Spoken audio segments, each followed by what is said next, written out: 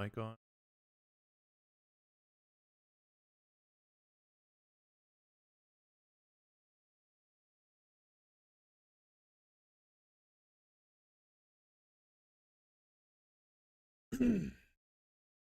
Go.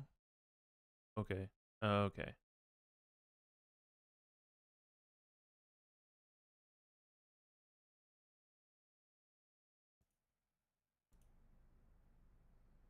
Okay. How about now? Okay. Now we got some stuff going on.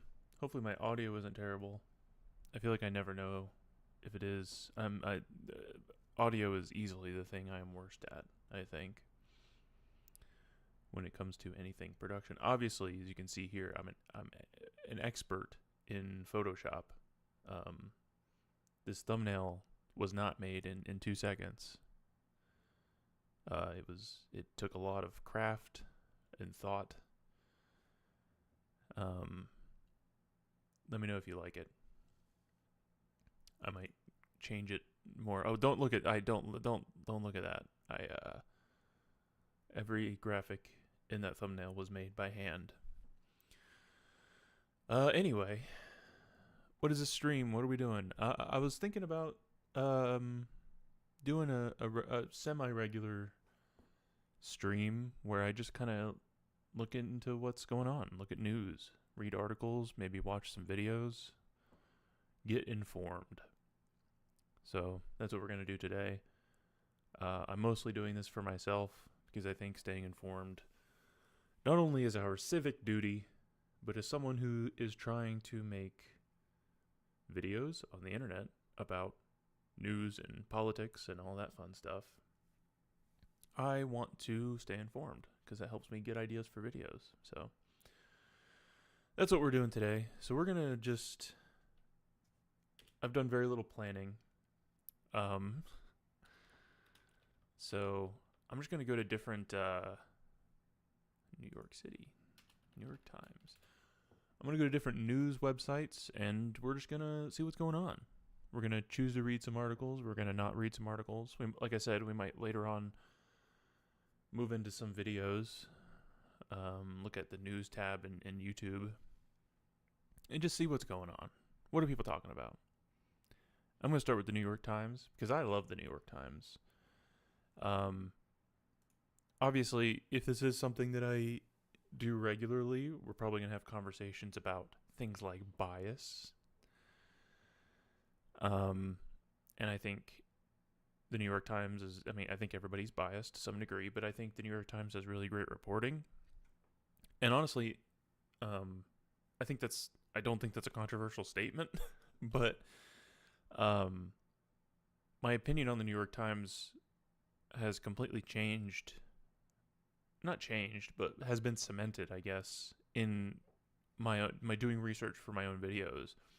Like oftentimes I'm just looking for information when I'm making a video, and oftentimes the New York Times has that information.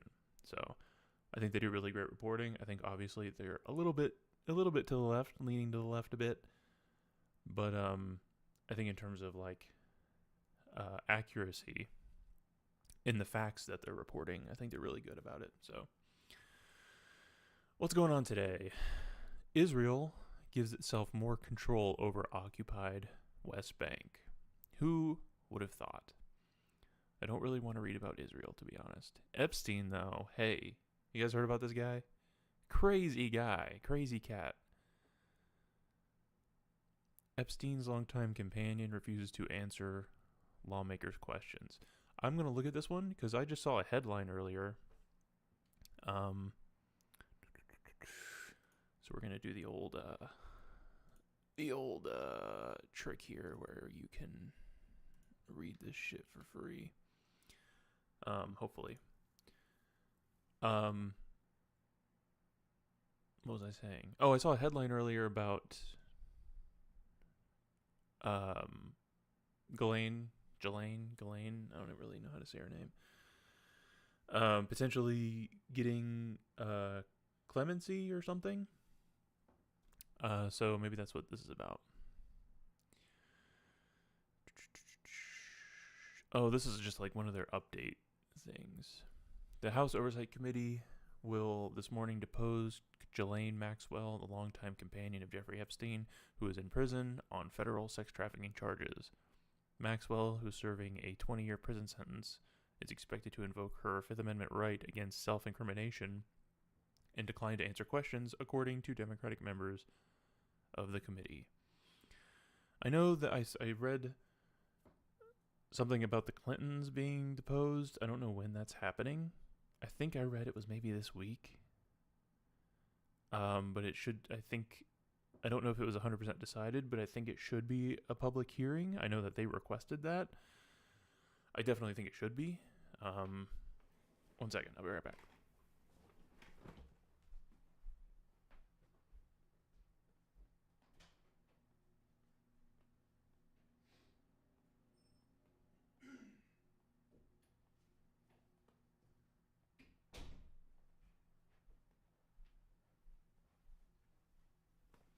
Okay.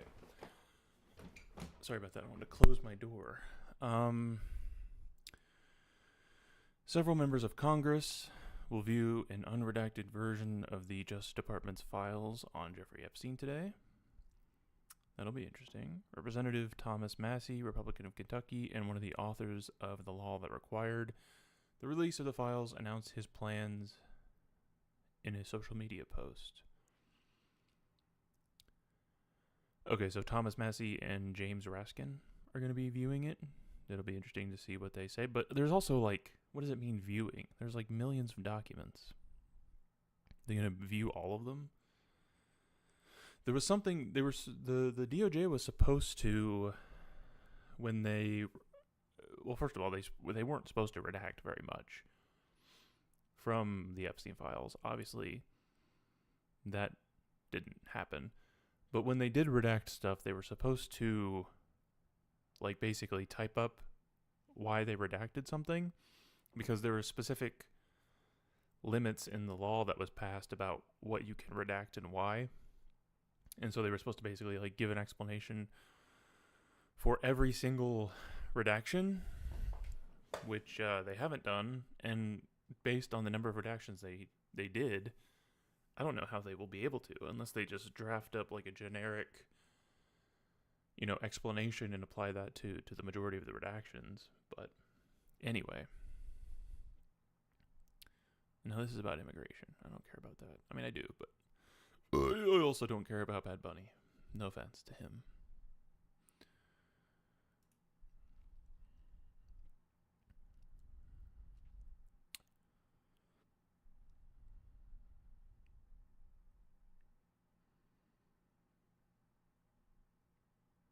Ooh, what is this? Oh my god. I'm just going to keep this open, because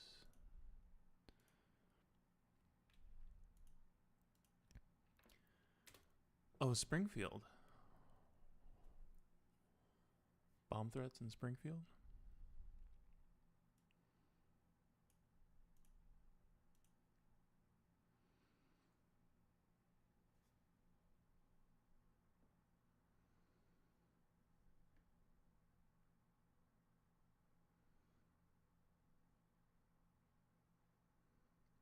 I might not get this one.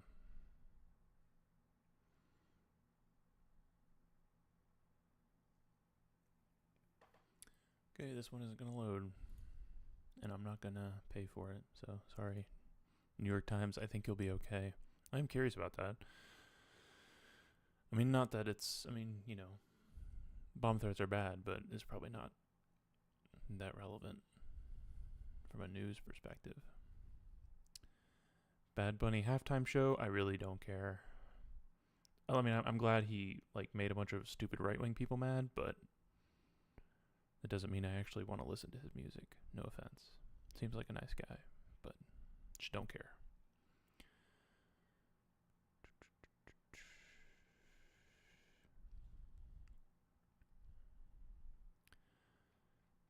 I would say probably the thing that I'm most interested in right now is the Epstein stuff, but there's not a whole lot going on.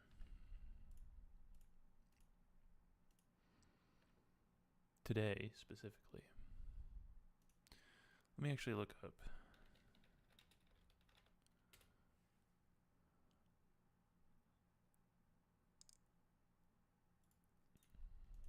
Is this just going to say the same thing we saw? Maxwell refuses to answer questions about Epstein in congressional hearing. On Monday, so today? When was this posted? 3 hours ago.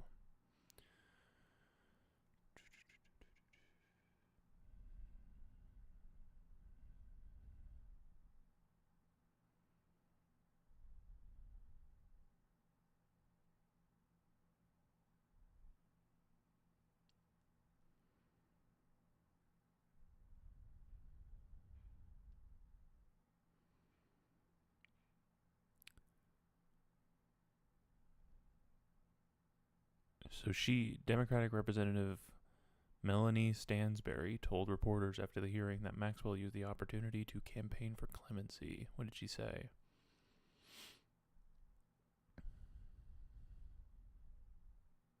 Oh, typo. Maxwell was a very bad person? Come on, BBC.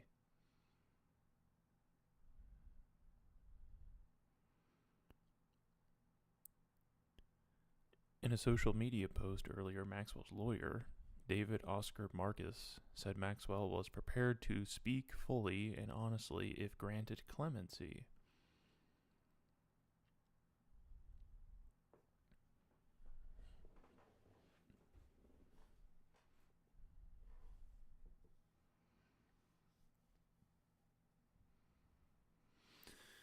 That's really interesting. I wonder what Trump will do. It's easy to say, like, oh, well, he's going to do the worst thing, which would be to give her clemency. But that also would look real bad.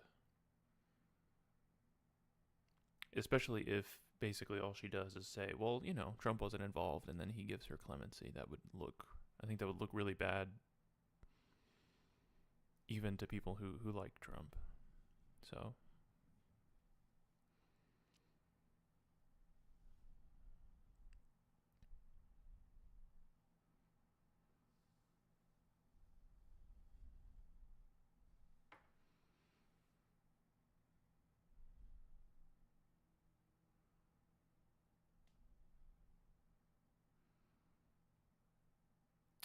in a letter addressed to Comer before the deposition, Democratic Representative Ro said he planned to ask Maxwell about a court document she filed last year saying there were 4 named co-conspirators and 25 others who were not indicted as part of the Epstein investigation.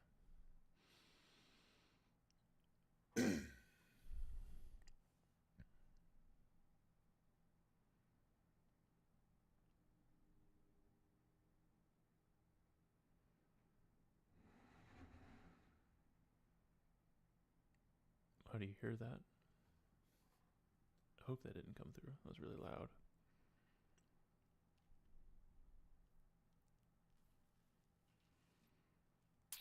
Okay.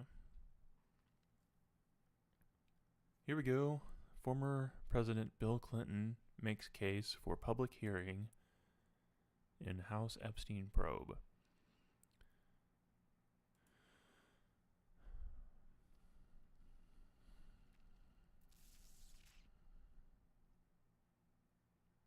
I saw I saw Hillary Clinton's social media posts, and as always, they were a bit cringe.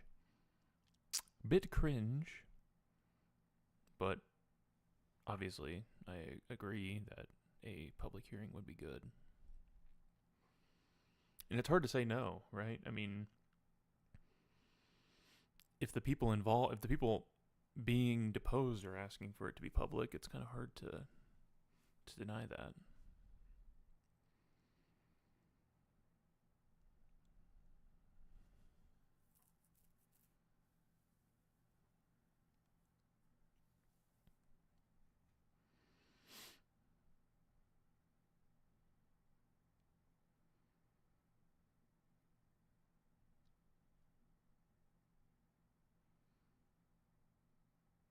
The Clintons have agreed to sit for closed-door depositions as part of the panel's Epstein probe after the GOP-led House panel threatened to hold them in contempt of Congress for failing to comply with its subpoena related to Epstein. The subpoenas explicitly called for depositions, not public hearings.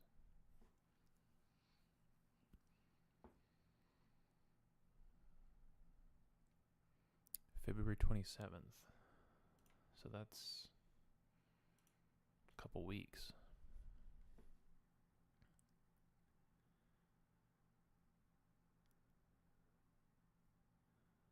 It's gotta be a public hearing, right? I mean, come on.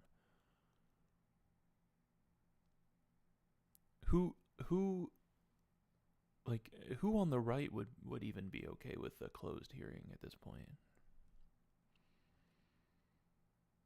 Because then you have a closed hearing and then everybody just leaves that hearing and says whatever they want to say about it. Like, what's even the point at that point?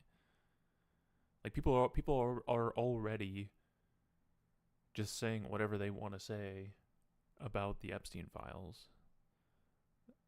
So if there's a closed hearing, they're just going to keep doing that. If it's an open hearing, then everybody knows what everybody said.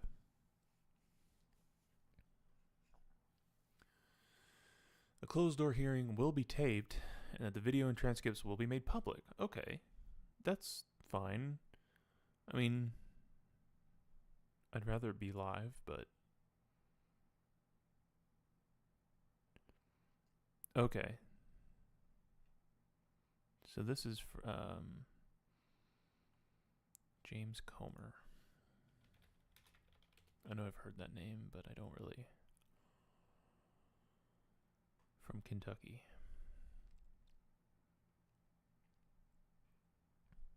Thomas Massey's from Kentucky too, right? I always forget if he's Kentucky or like Tennessee. Kentucky, okay.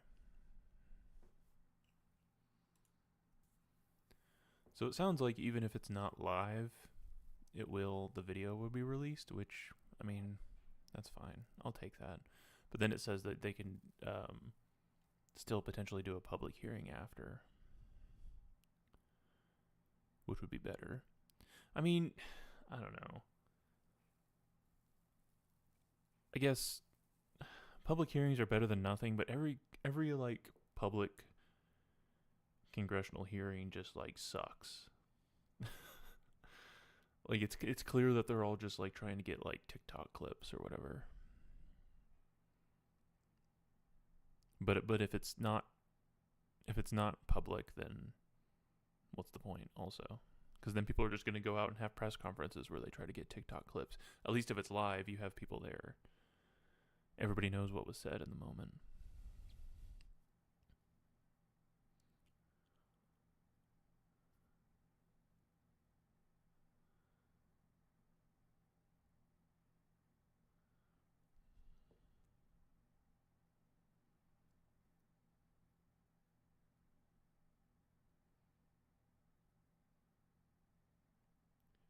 No Epstein survivor or associate has ever made a public allegation of wrongdoing or inappropriate behavior by the former president or his wife in connection with his prior relationship with Epstein. Now, I didn't know that. That's interesting.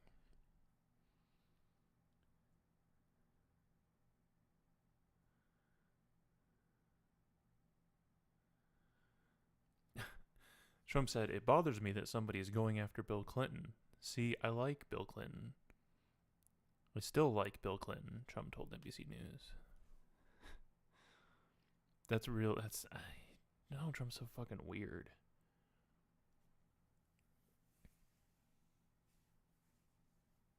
Okay, whatever. Alright, what's Fox got to say about this? Like, how do you spin this in terms of the public hearing versus not public hearing? Bill Clinton comes out swinging against Comer for rejecting public Epstein hearing.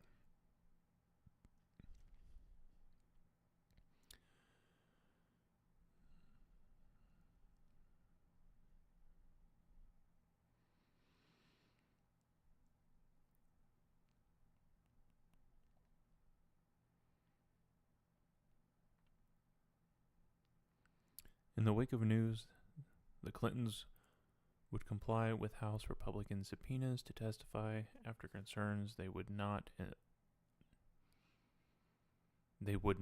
subsequent threats to contempt. Republicans accused the Clintons of trying to dodge contempt by requesting special treatment.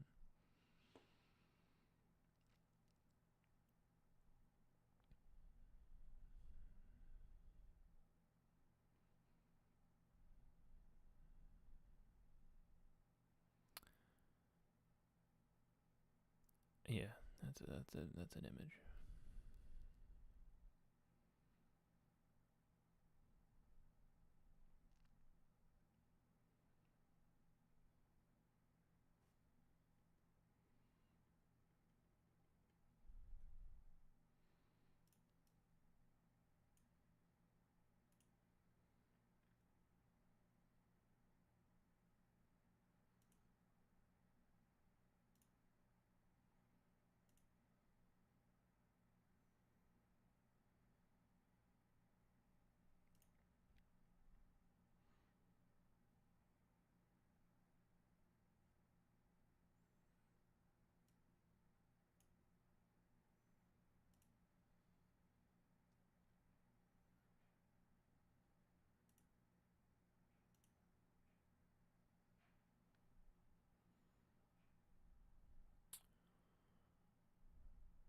The only reason they have said they agree to terms is because the House has moved forward with contempt. I will clarify the terms they are agreeing and then discuss next steps with the committee members.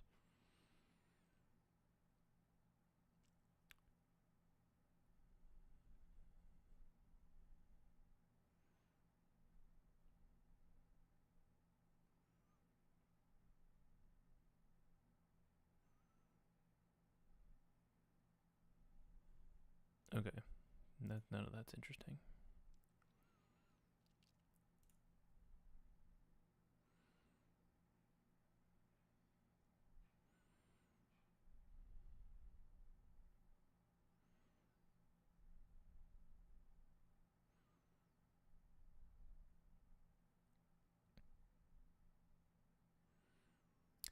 Let's see.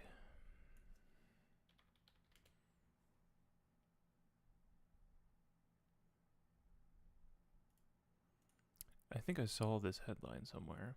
FBI concluded Jeffrey Epstein wasn't running a sex trafficking ring for powerful men.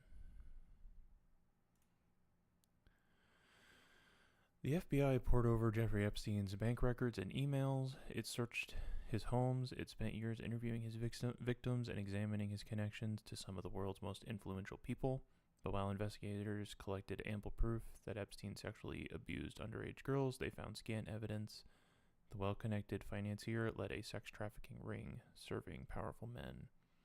An Associated Press review of the Internal Justice Department records show. I mean,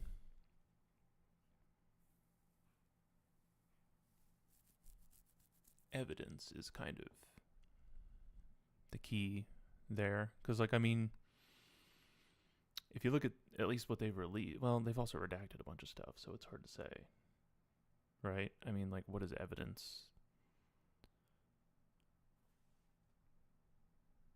I saw one, man, I want to double check after I read this if this is real, but it was an Epstein file email where someone emailed Jeffrey Epstein and it was just like an image link and the only text in it that just said like age 10 and it's like, Jesus, that's pretty, because like a lot of sort of a criticism I've had of people covering the Epstein files is like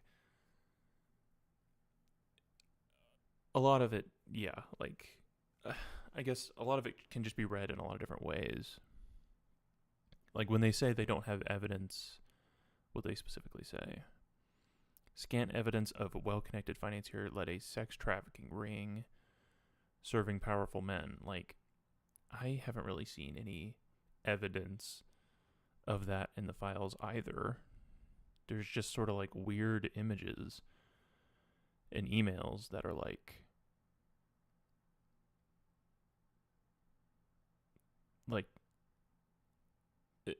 I guess thinking of it from like a court of law perspective, I guess, right? Like beyond a reasonable doubt, is there evidence in the Epstein files that show beyond a reasonable doubt that there's a sex trafficking ring? You know, I don't know that I've seen anything. But it also doesn't mean I don't believe that it is. But it's just a different thing to prove it in the court. Yeah. Videos and photos seized from Epstein's homes in New York, Florida, and the Virgin Islands didn't depict victims being abused or implicate anyone else in his crimes, a prosecutor wrote in one 2025 memo. But I mean, that also makes sense, right? I mean, are they going to take pictures of them abusing children? I mean, probably not. But that doesn't mean it didn't happen.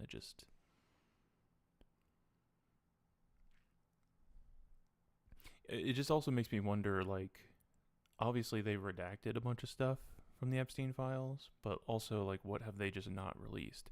Like, I think part of them releasing so many files was to, like, give the illusion that they've released everything, but that's not necessarily true. I mean, Jeffrey Epstein, how old was Jeffrey Epstein when he died?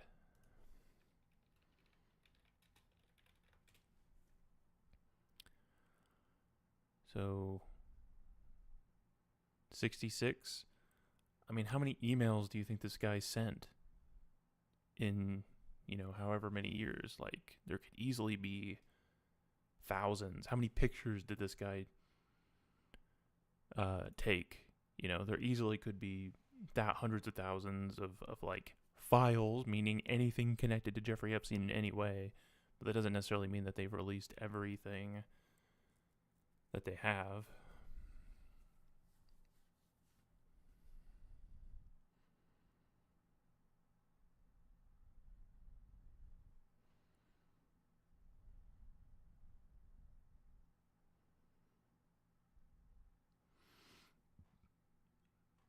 Well, one Epstein victim made highly public claims that he lent her to his rich friends. Agents couldn't confirm that and found no other victims telling a similar story.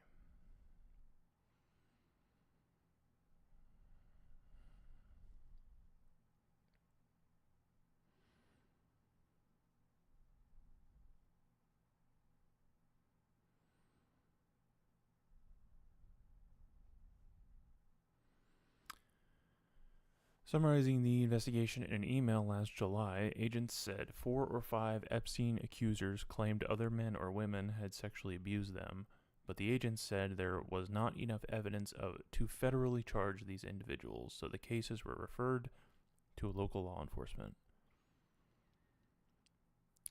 Millions of pages of documents, many of them previously confidential, and the Justice Department released under the Epstein Files Transparency Act, and it is possible those records contain evidence overlooked by investigators.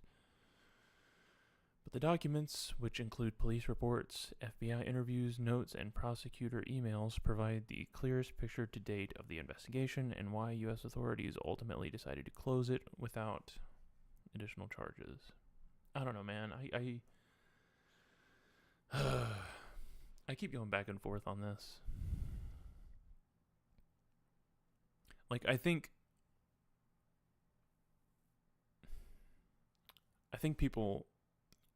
more people than Epstein and Ghislaine were involved in, like, pretty terrible stuff. But I kind of understand when they say that there's no, like, evidence of it. Because look, there's millions of pages of documents that have been released. Thousands of people are looking through them right now and basically posting, everybody wants to find the thing, right? Everybody wants to find the piece of evidence. And at least from what I've seen a lot of weird shit for sure. But, like, evidence, granted, there's a lot of redactions, so we don't know what those redactions are. But even if you unredacted everything, I haven't seen anything that I'm like, this is evidence of a sex trafficking ring. Again, thinking about it from a from like a court of law perspective, that doesn't mean I don't think other people are involved. I just don't know if there's hard proof of it, and so I'm just like people are saying like, well, where are the arrests? Why aren't people being thrown in jail? It's like, well, what have we seen that? I mean, maybe it's just people don't understand the court system or whatever, but like, what have we seen that is definitive evidence? And then again, that doesn't mean it didn't happen. But if you're gonna take someone to court, you need to be pretty sure that they can get jail time, because otherwise you bring them to court, they're found not guilty, and then that's it. You can't bring them to court again. So I think it's just going to be a messy thing. And that's actually where I do think in this particular case, the court of public opinion does really matter. Because like I don't think any charges are going to be brought. Again, that's entirely based on what we've seen. There could be further evidence that is being kept by the DOJ, that is actually being covered up. But based on what we've seen, what's been released, I don't see any real like hard evidence. But that doesn't necessarily matter when it comes to the court of public opinion, because I do find it hard to believe that there was not more people involved. And even if those people don't go to jail, they certainly shouldn't be reelected, or they shouldn't be, it's kind of like what you see happening in Europe, where people are actually like resigning from positions over their association with Jeffrey Epstein. Like that's, even if there's not enough evidence to throw people in jail, like I think that's the bare minimum that we should be expecting. But that's not happening in America, and I wonder why.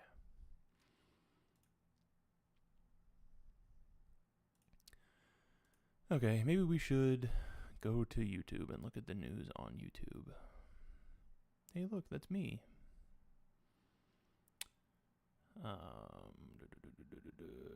News. I've never looked at the news tab in YouTube. Oh, yeah. Like, I'm sorry, Savannah Guthrie, that your mom got kidnapped, but I'm not really interested. Why is this what? I kind of hate that everybody's talking about this. Can I be honest? I keep getting headline like notifications about this, and like, yeah, I genuinely feel bad for her. Like, it sounds like it's a ransom situation and everything, but like, why is this what everybody's talking about? Like, is this really news?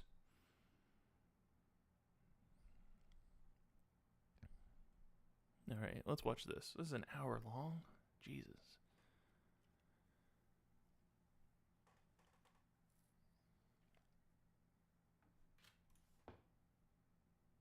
Published over 3 million documents related to deceased sex offender Jeffrey Epstein at the end of January. I have no idea This if comes that's over a month past the deadline. The Epstein terrible. Files Transparency Act gave the DOJ to release Audio. all of their documents related to the disgraced financier.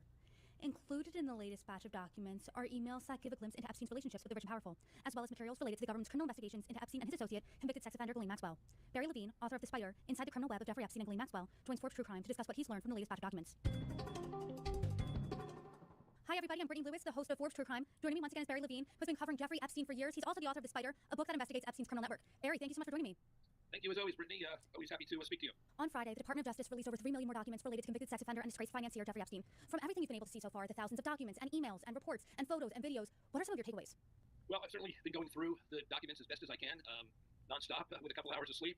And there's just so much material, obviously, to get to.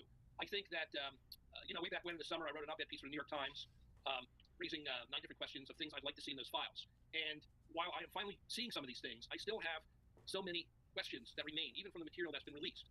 and I'll just jump around here. For instance, I located Jeffrey Epstein's autopsy report because there's still a great many people who think that Jeffrey Epstein did take his life and may have been murdered behind bars. And while the autopsy report was included in full from the medical perspective of Dr. Kristen Roman from the New York Medical Examiner's Office who conducted the autopsy, the biggest question I had has not been answered, which was there any DNA testing done on the ligature that was wrapped around his neck to determine if there were anybody else who was holding that at the time when he was hanged? And certainly DNA testing on that. I don't know, man. I mean, I feel like this is it's kind of how I feel about conspiracies in general. Like, it seems totally reasonable that he killed himself. I don't know. I don't know why that's like the slogan. Right, like Jeffrey Epstein didn't kill himself. Like, it seems extremely reasonable that he did.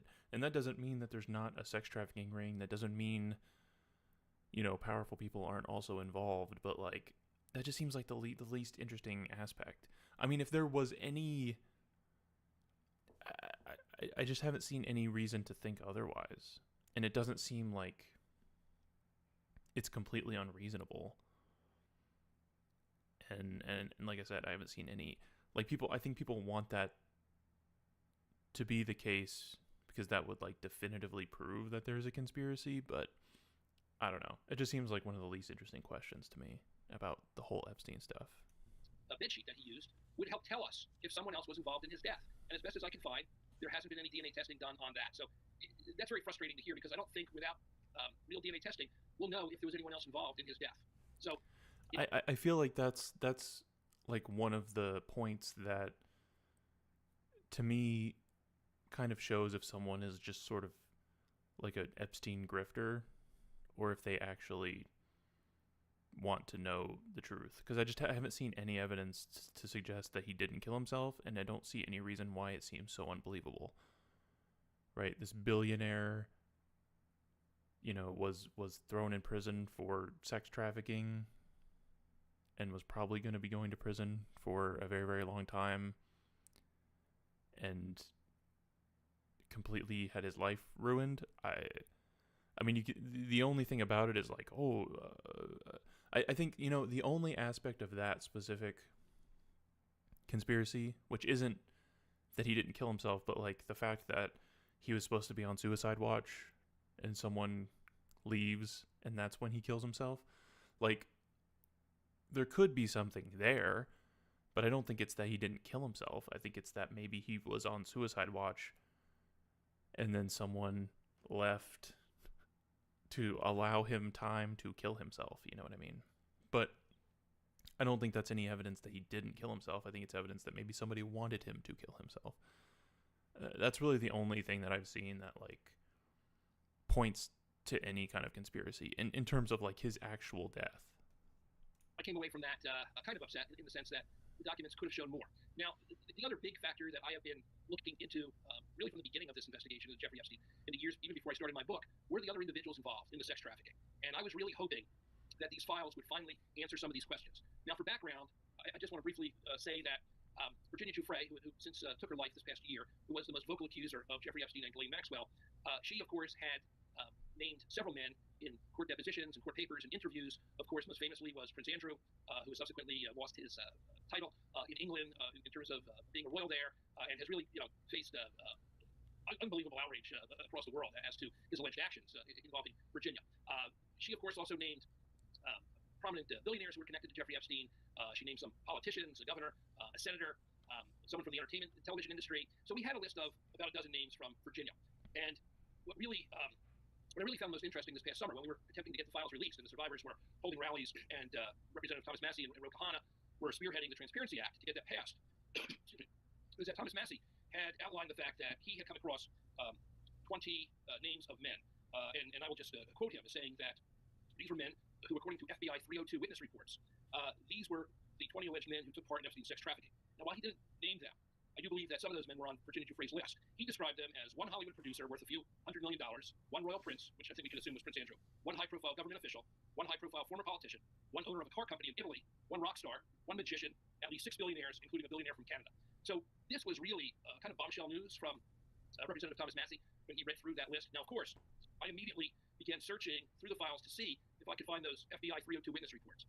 And while there are some of those reports, they are the majority of them are completely redacted. I mean, entire pages that are blacked out where you don't see anything, and that's extremely frustrating. Now, in further digging, and also digging that took part by the New York Times over the past few. Yeah, I mean, going back to what I was saying earlier, I don't think there's any, from what I've seen in the Epstein files, I don't think there's any evidence that would stand like in court. But that's also partially, I think, because of so much is redacted. I think it's absolutely insane how much the Republicans in Congress are just like allowing this to happen. Like, yeah, I don't know. It's just there's been some pretty crazy upsets, like in Texas, the Democrat who just got elected.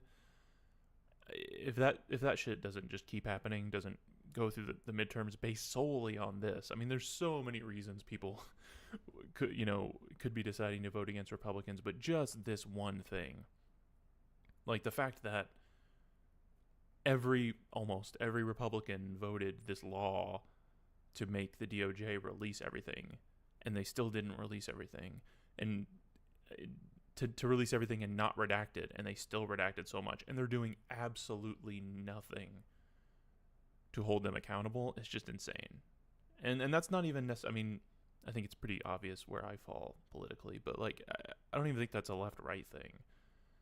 Like, I don't think, realistically, I don't think there's anybody who doesn't want everything to just be released at this point, and it's just absolutely crazy that Republicans are doing literally nothing to try to enforce this law that they passed it. They passed the law, and now the DOJ is not following the law, and they just don't seem to care. It's like even if there is no evidence in the Epstein files, like, it's just crazy. Days. We have found two key documents that reference third parties. One of them is and it's just crazy. I'm gonna rant. It's just crazy that like Congress has power. Like, Congress can do things. They can impeach people. They can haul people in for hearings, and they're just doing literally nothing. Like, the administration is actively breaking the law right now. In regards just to this, they're actively breaking a law that Republicans just passed, and they're doing absolutely nothing to hold them accountable. And they probably won't. You know, if everything. If the history of this past year is any indication, they probably aren't going to hold anybody accountable. It's going to be Thomas Massie yelling and saying we need to do something, and then the rest of Republicans not doing anything. So, anyway. Page slide presentation that the Justice Department compiled into their investigation of Epstein, which included allegations of sexual misconduct against numerous powerful men. Now, of course, while none of these men have been charged, the men included President Trump. The FBI also compiled a summary of accusations against Trump. The billionaire financier here in New York, Leon Black, who we know had a long association with Jeffrey Epstein. Of course, the former Prince Andrew, now Mountbatten Windsor. The slide presentation did not say that the Justice Department had verified any of these claims. The cover page included the logo of the FBI's Child Exploitation and Human Trafficking Task Force, and the presentation also listed other prominent men who witnesses say were involved in sexual activity, though not necessarily misconduct. Now, in that category, that included former President Bill Clinton and Leslie Wexner. Leslie Wexner, of course, was the CEO of the limited company. He was Jeffrey Epstein's initial main benefactor. Jeffrey Epstein had power of attorney for Leslie Wexner for many years, up until Jeffrey Epstein's arrest in Florida and the non-prosecution agreement in 2007. Leslie Wexner subsequently said that Jeffrey Epstein had stolen millions and millions of dollars from him, and of course denied any wrongdoing as part of any sex trafficking. Now, that slide, there's a slide in that presentation that is in the new FBI files, and the slide is titled Prominent Names, and it briefly summarizes accusations against President Trump, Harvey Weinstein, New York financier Glenn Dubin, Prince Andrew, Jess Staley. Jess Staley was the key banker at J.P. Morgan Chase, who really was Jeffrey Epstein's point person for many years. In addition to Jess Staley, you have Leon Black, Leslie Wexner, Alan Dershowitz, the lawyer who Jeffrey Epstein used for his non-prosecution agreement, Bill Clinton, Howard Lutnick, of course, the Commerce Secretary in Trump's administration, and also names William Barr and Leon Black. Now, again, these are summary accusations against these individuals. There's no specific charges from any of these men, and the FBI, of course, has pointed out that majority of these claims are unverified and haven't been corroborated.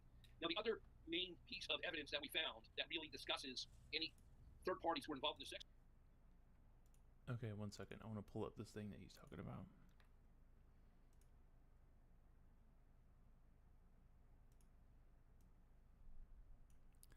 FBI presentation outlines allegations against powerful men. The Justice Department last year compiled a 21-page slide presentation that summarized its investigations into Jeffrey Epstein, including allegations of sexual misconduct against numerous powerful men. The presentation did not say whether the Justice Department had verified any of the claims. Most of the men listed in the document had previously been linked to Mr. Epstein. Some of his victims had previously claimed they were forced to have sex with or give massages to some of these men. The men have denied the claims. The presentation was created sometime after July 25th. I'm assuming that means 2025? Since they didn't give a date, I guess. The most recent date that is mentioned in the document, the cover page included the logo of the FBI's child sex. The presentation's intended audience wasn't clear. That was kind of what I was wondering. It's like, what was this for?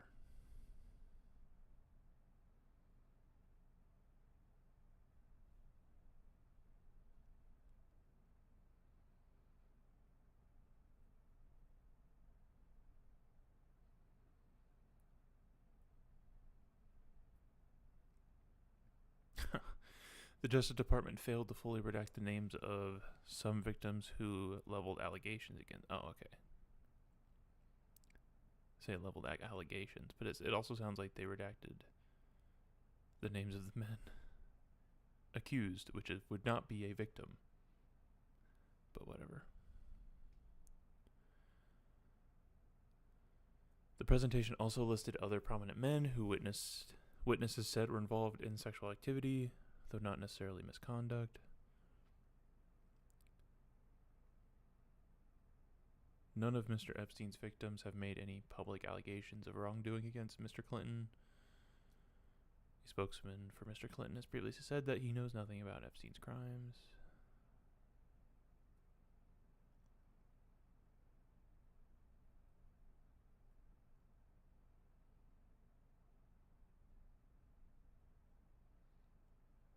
An FBI document from 2019 listed Mr. Wexner as a possible co-conspirator, though it also noted that there is limited evidence regarding his involvement.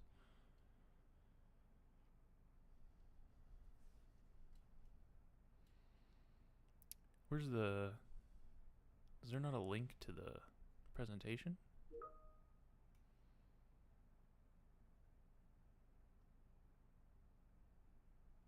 I want to see the actual slide. One second, I'll see if I can find that. Sex trafficking is a very detailed 86-page prosecution memorandum.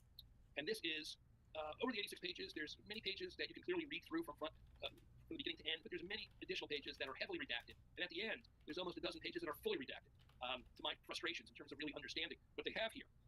It's important to note that this memo was drawn up 4 months after Jeffrey Epstein's death in 2019. It was compiled for the U.S. Attorney Jeffrey Berman at the time to, quote, analyze the extent to which certain of Epstein's associates and employees may or may not be criminally liable for their conduct during their employment with Epstein. Now, as we know, the only individual besides Jeffrey Epstein that was charged, of course, was Ghislaine Maxwell, who was successfully prosecuted by the DOJ and now is behind bars serving 20 years for sex trafficking. A prominent name in this document is Jeffrey Epstein's longtime assistant and scheduler, Leslie Groff.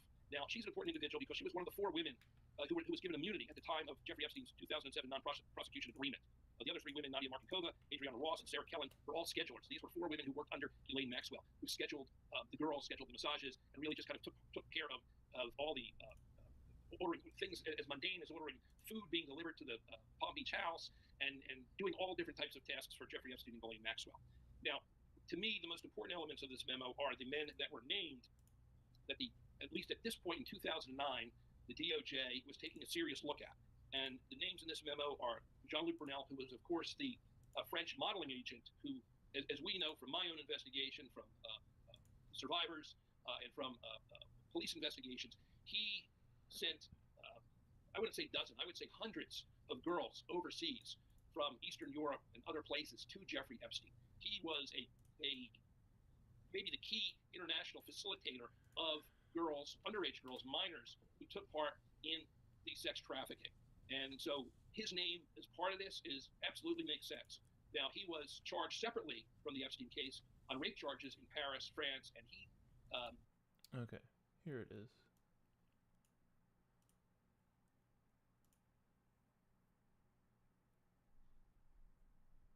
Jeffrey Epstein investigations.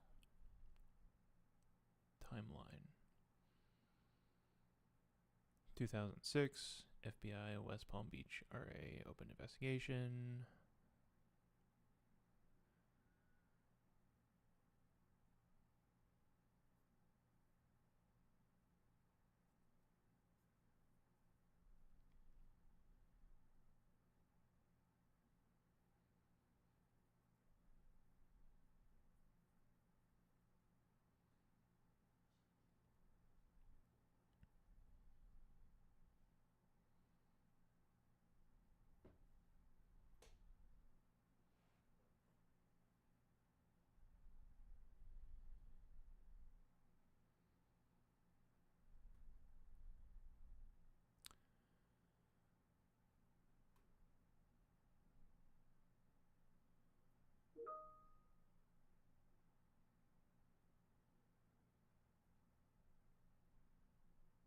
Four co-conspirators. Interesting redaction there. Epstein attorneys and AUSAs from Southern District of Florida met. Deal offered 2 state-level charges, 18 months in prison, register as a sex offender, and non-prosecution agreement covering Epstein. So these 4 co-conspirators. This is from 2007, which would have been the first.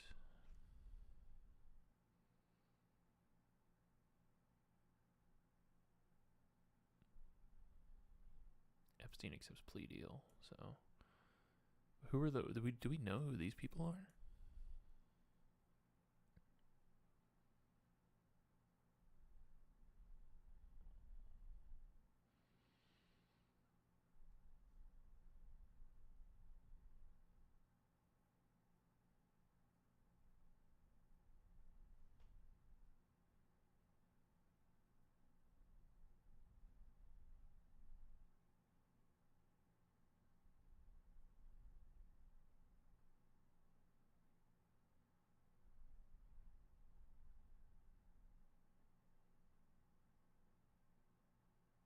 Because these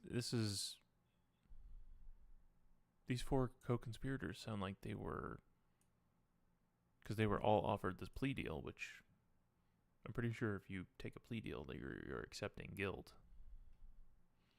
Why redact them? Did they take this plea deal? I'm pretty sure they did, right? Epstein accepts plea deal.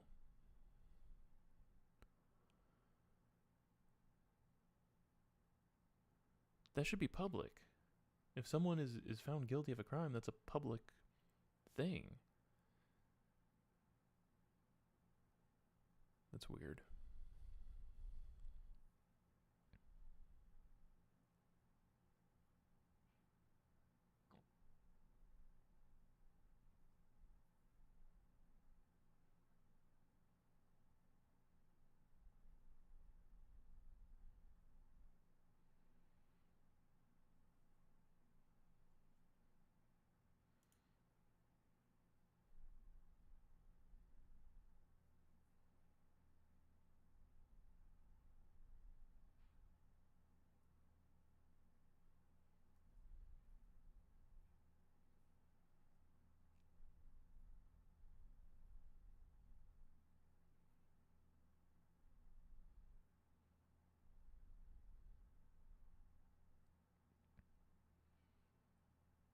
Proffers.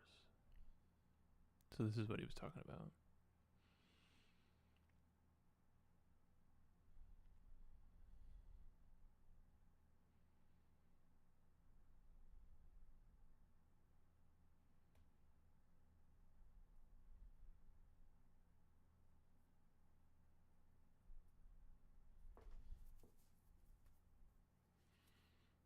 So 1, 2.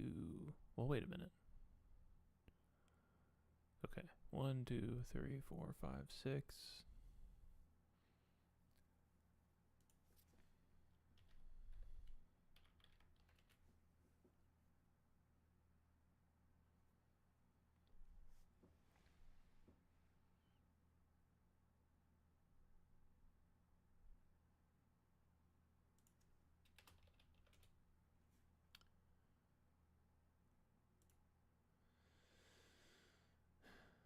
In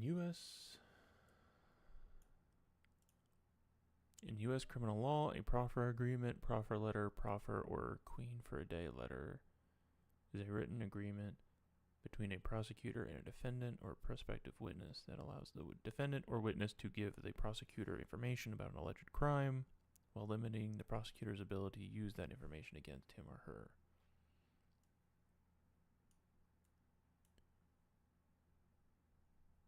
Okay.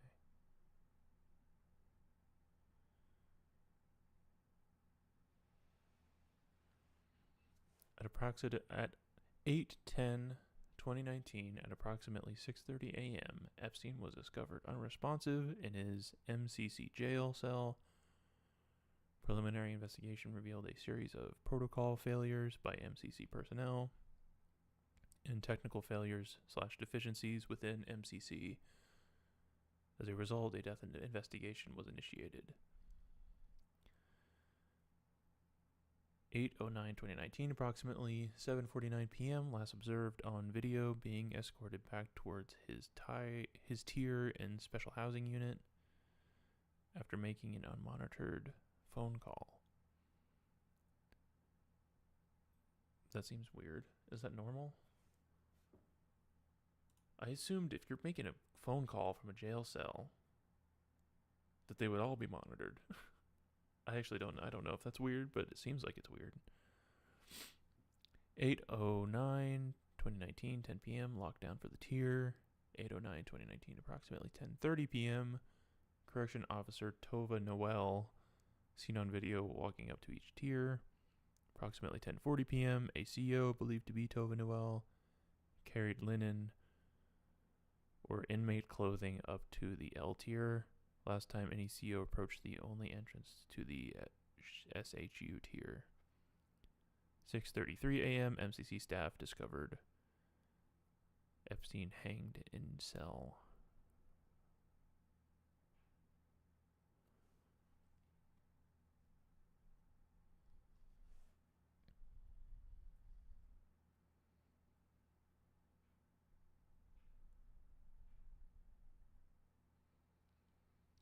Over 400 hours of video from 7/23/2019 to 8/10/2019 for suicide attempt to completed suicide. Reviewed with specific focus on timeframes around required inmate counts, and from 8/9/2019, 4 p.m. to 8/10/2019, 7 a.m. Approximately 150 cameras total in MCC.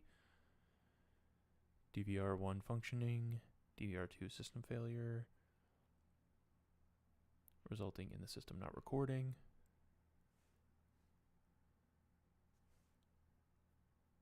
Five times inmate head count was not conducted between 7/23/2019, 8/9/2019.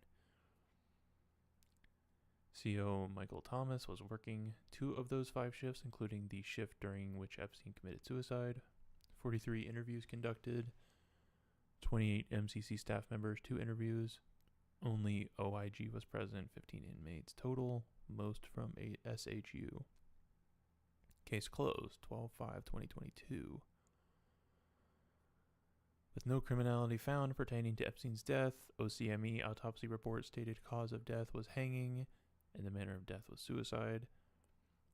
SDNY charged COs Michael Thomas and Tova Noel with false records and conspiracy and entered into a 6-month deferred prosecution agreement in 5/21. As of the case closing and set terms had been satisfied. During an interview in 8/16/2019 with Efren Reyes, Epstein's second roommate, AUSA Rebecca Donaleski made the below note.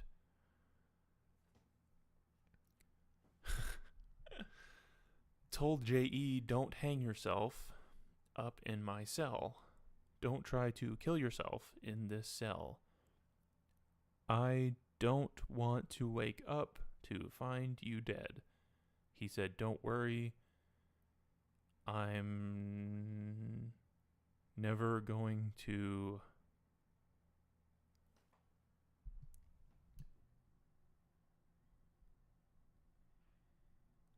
something you trouble. Never going to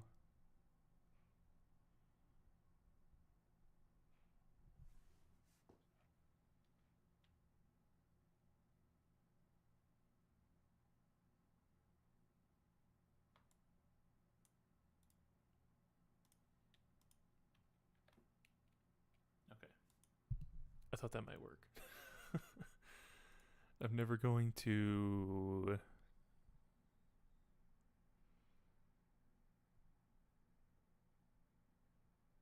It looks like COWFE. I mean, I would assume it means it's give. Never going to give you trouble. That's not what it looks like. It just makes sense. Cause. I'm never going to cause you trouble.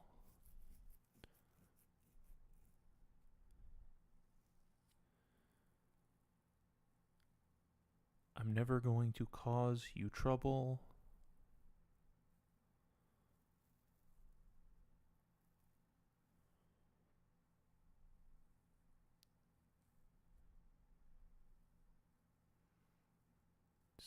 Something after legal visit.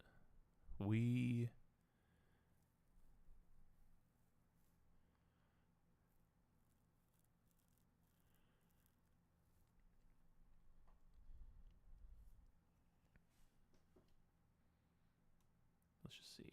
Let's just see.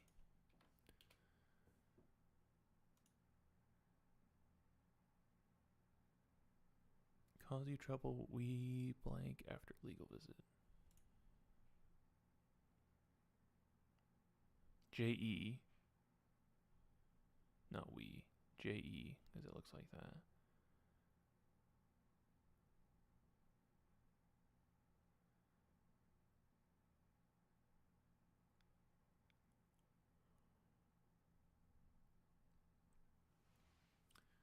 Told JE, don't hang yourself up in my cell. Don't try to kill yourself in this cell. I don't want to wake up to find you dead. He said, don't worry, I'm never going to cause you trouble. JE. Something after legal visit.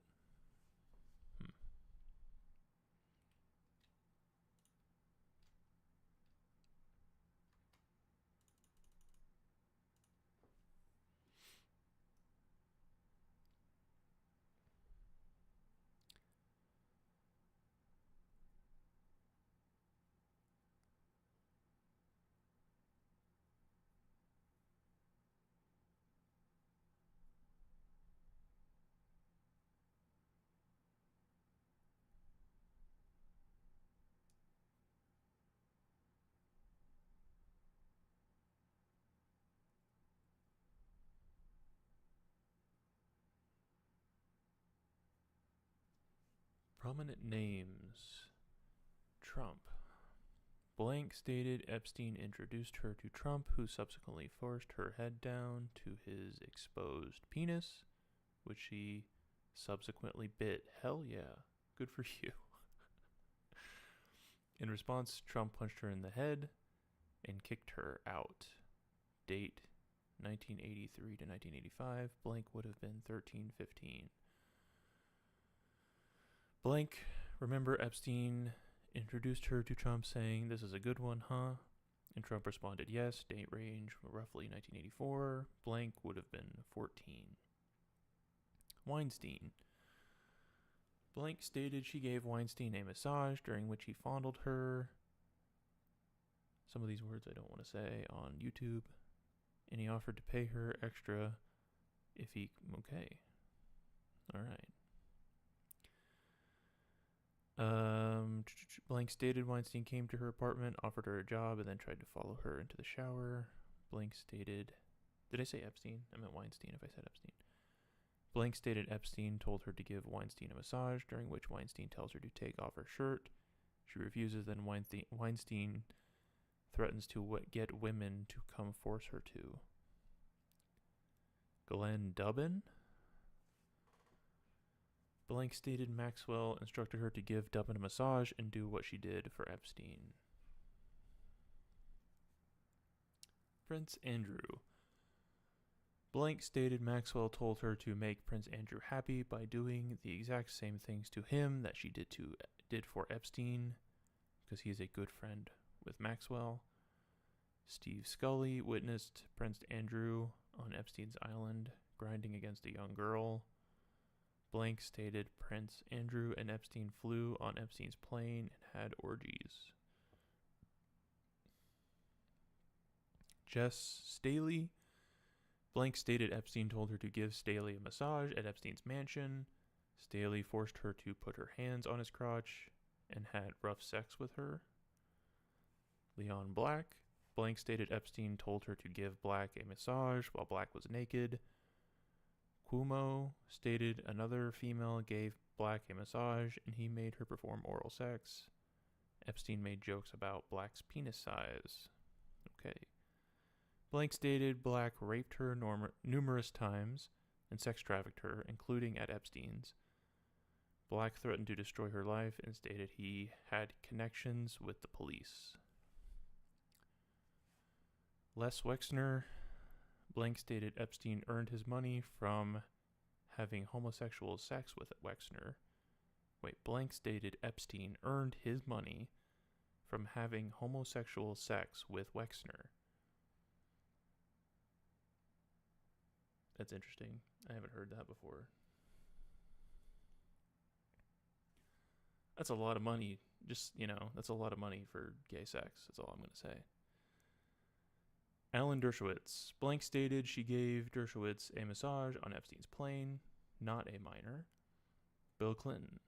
Blank, not a victim in the Epstein case, claimed she was invited to an orgy with Clinton but did not attend. So this one says not a minor. Does that mean all the rest of these are minors? Sometimes they give ages, but they don't for all of them. Howard Lutnick. Simon Andreses reported that Lutnick made his money through Ponzi schemes and money laundering. Lutnick and Epstein were neighbors, and Epstein sold Lutnick a home for $10, which was then sold for millions. I think I have heard that one before. William Barr. Interesting. Leon Black. NTOC filed by Blank stated Barr and Black were present during abuses. Blank stated she was at Epstein's for a model event and ran into Barr, who stated he wanted to see her next time he came. Another point, Epstein asked if she had ever met Barr. Is there a different William Barr? Whoops. Why is my keyboard is dead. Awesome. Is that like Attorney General William Barr? It's got to be a common name.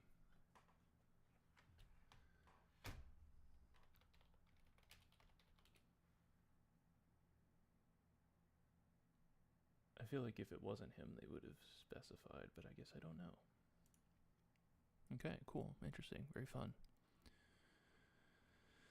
Misconceptions. Based on review of evidence and victim statements, no orgies or threesomes took place which involved two males. Good to know. Important to know. Victims were not held captive. Epstein did not regularly prostitute the victims in exchange for money. Okay, based on what?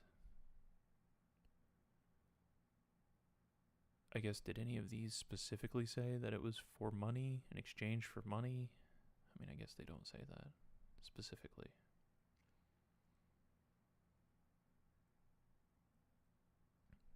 Passport.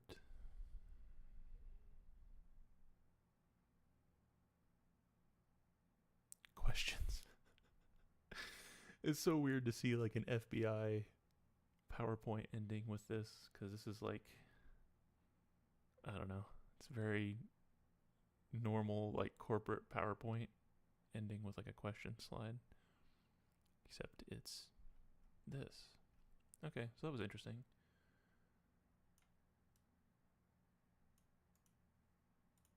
It's believed that he took his life, similar to Jeffrey Epstein, behind bars. Hey, why am I not getting audio now?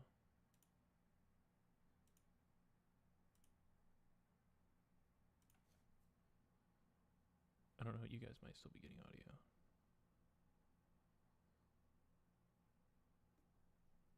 Paris, France. Interestingly, Okay, his there death we go.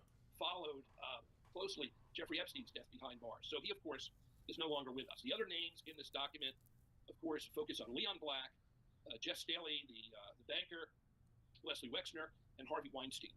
And as I say, there's no indication in the memo of the specific investigative efforts by the DOJ to corroborate witnesses or evidence. So that's kind of where the files have left us. And they've left me now with even more questions that I have than I initially had last summer, because we've opened up a Pandora's box here, and the DOJ has teased us with information about these key individuals in Jeffrey Epstein's web, but they haven't specifically detailed the investigative efforts they made to either include these men or discount them as part of the sex trafficking. So that's kind of where we are, Brittany. I mean, thank you, A, so much for breaking that down. But B, I was going to ask you if this left you with more questions than answers, right? Because as you said, a lot of people are named, a lot of allegations thrown out there, a lot of unverified allegations. The FBI says, hey, we can't corroborate this. So I know you've had questions since 2020 of how the sex trafficking enterprise operated and who was involved. So now when we sit here, we're 3 more million documents deep here. How much did all of these documents, did everything we learn, move the ball when it comes to this story of how much more do we know about how this sex trafficking ring operated? Or are you saying, you know, it makes it even bigger but with more questions? I think it makes it even bigger with more questions. I think the survivors, who ultimately are the ones who deserve accountability in this unbelievable case of a predator who just involved the biggest, some of the most powerful men across the world who he dragged in, they're still scratching their heads in terms of really getting the answers they want. And you know, I feel so bad for the survivors, because I don't know if we're ever going to get any real accountability from this. I mean, it maybe in a future administration may release the remaining 2 million documents that are apparently still being held under privilege, according to Todd Blanche. So yeah, that's what I was just talking about.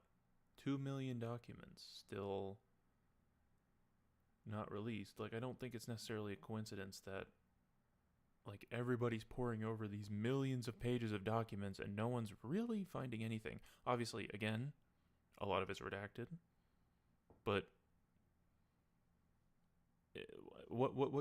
they released millions of documents. What could these documents be that are still being held?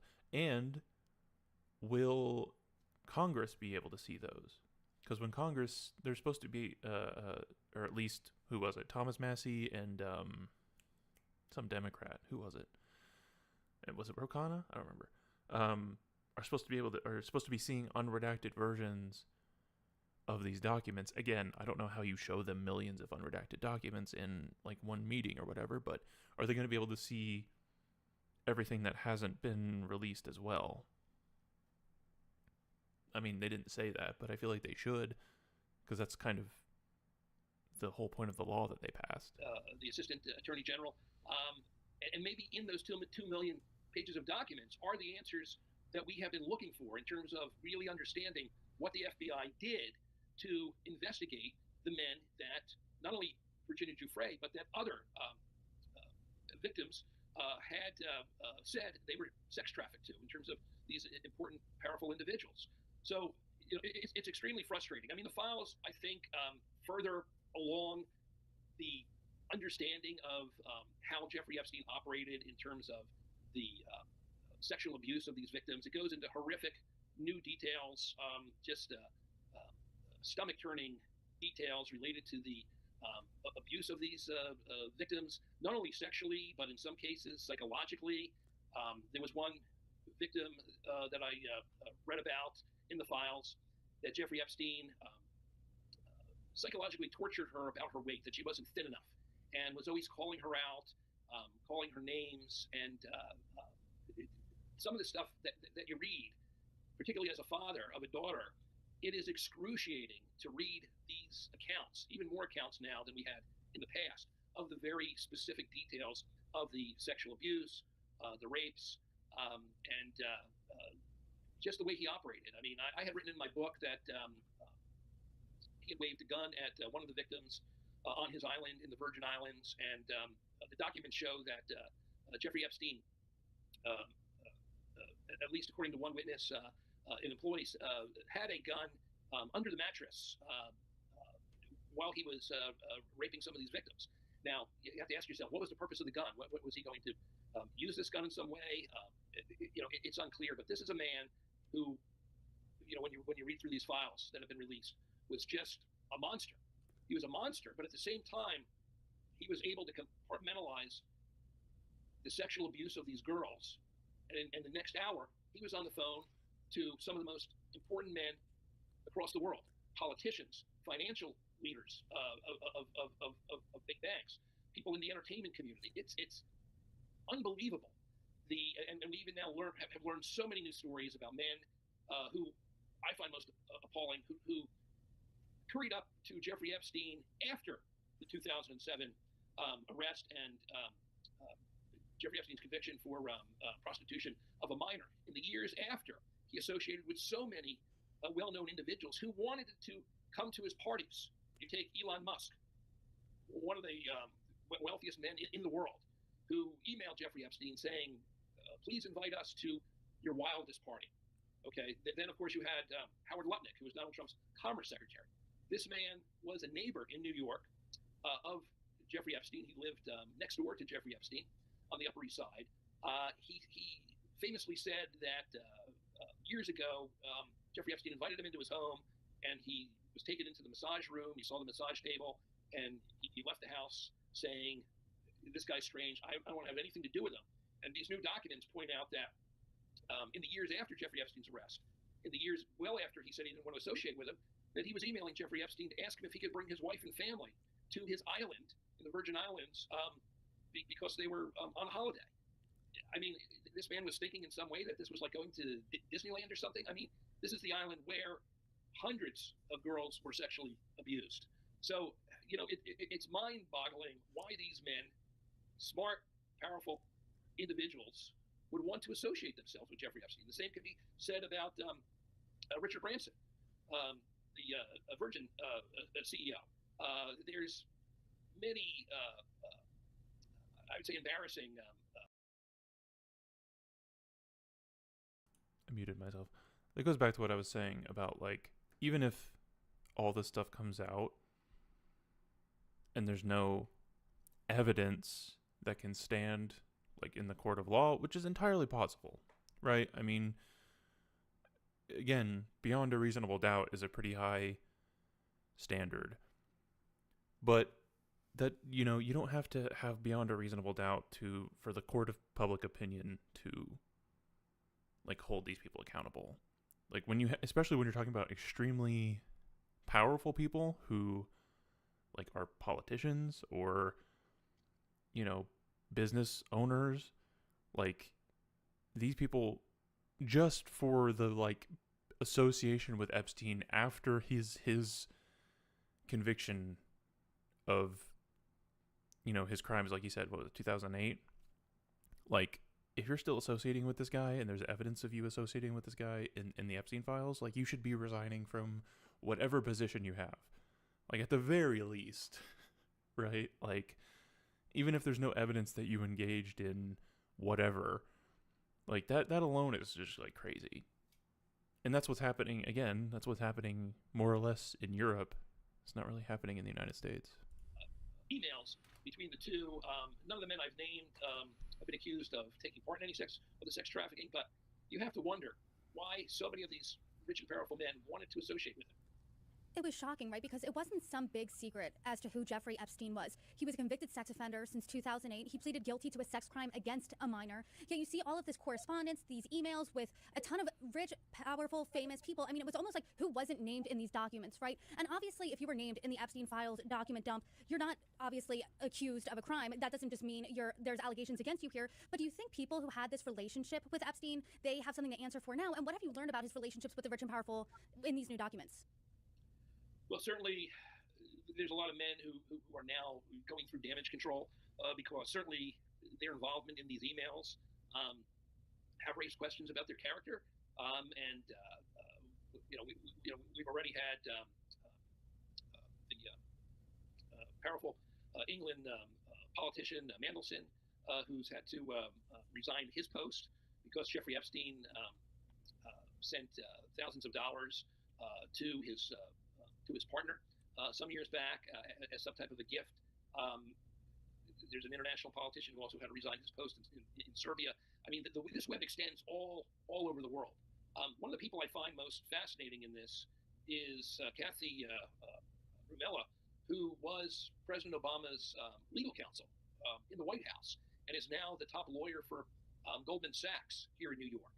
And these emails, and we began seeing some of these emails in the previous document dump. Now we've seen even more emails.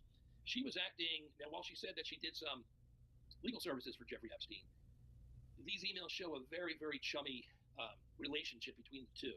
Jeffrey Epstein, excuse me, sending her expensive designer bags as gifts, and her thanking him, profusely for these gifts. She was also, Jeffrey Epstein emailed her for damage control when different stories were coming out, or different ways of how to handle comments related to accusations made against him.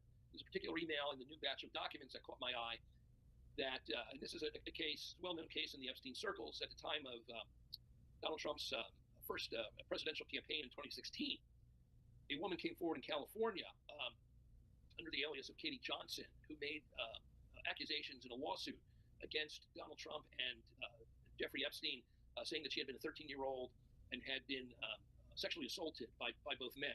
At the time, of course, the Trump campaign vehemently denied the accusations, and there's been questions over the years whether these lawsuits, of course, were withdrawn.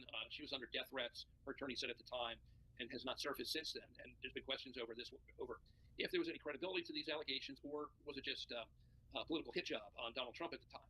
But when this lawsuit surfaced, Jeffrey Epstein reached out, according to an email in the documents that I read, to Kathy, basically saying, this girl's making accusations against Donald and myself, how should I handle this? It shows the attention that Epstein took when his name was surfaced in connection with Donald Trump's name.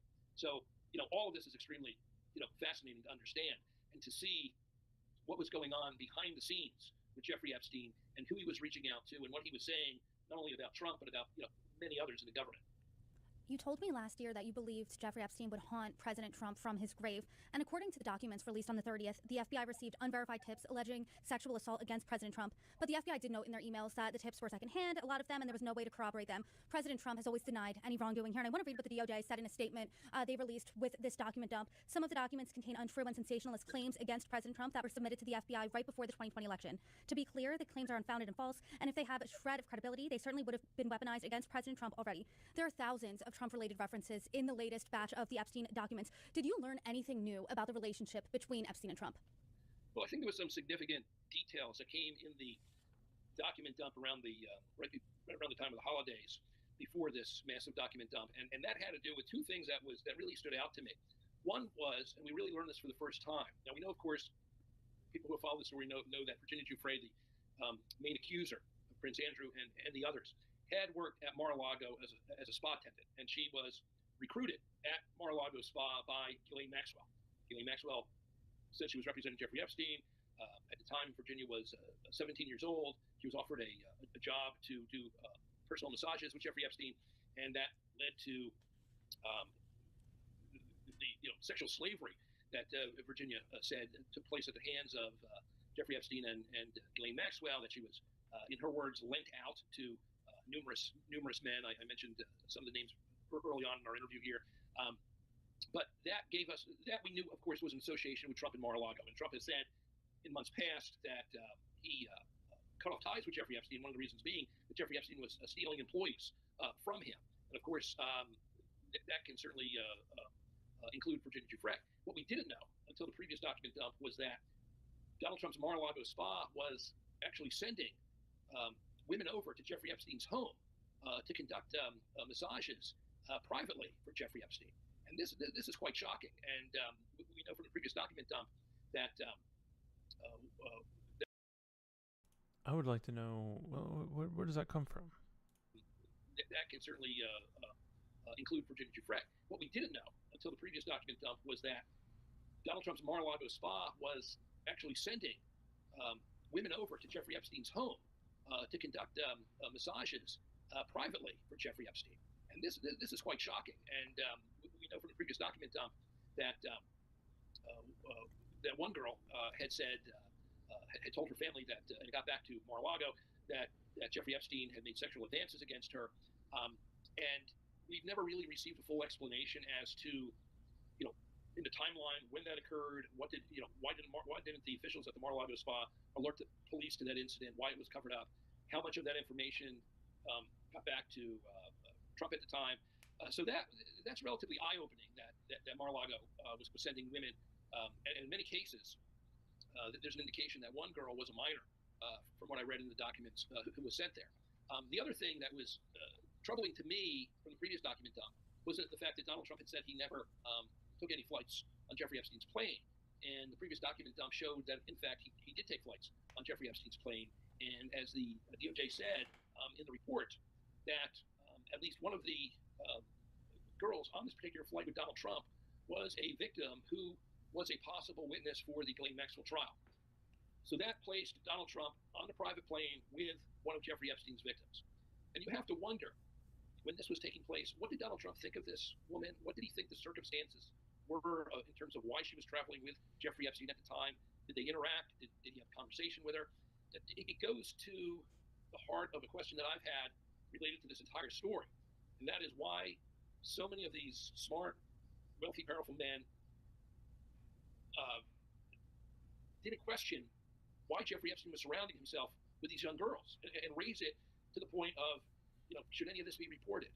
I wonder about that. And that same document dump, we had photos of former President Clinton swimming in a pool with a young woman who has been identified as a Epstein victim. Now, again, the same question goes to former President Trump that I'm asking of Donald Trump, and that is, at the time you're in this situation, what was your sense of thinking who this person is, why they had access to the situation? Did they interact in terms of, did he ask her who she was, what she was doing? Was there any indication that this girl was in any type of distress? I'm most troubled by these men who have not been accused specifically. Okay, I think that's all I'm going to do for right now. I think this was fun. I'd like to keep doing this breaking news stream where I just sort of keep up with what's going on. So, yeah, thanks for joining me. Maybe I'll do it again today. Maybe I'll do it more tomorrow. I'd like to maybe do it in the mornings. I have time in the mornings to do this. So, I might start doing that. But for right now, there's no definitive time that I'm going to be doing this. But, yeah,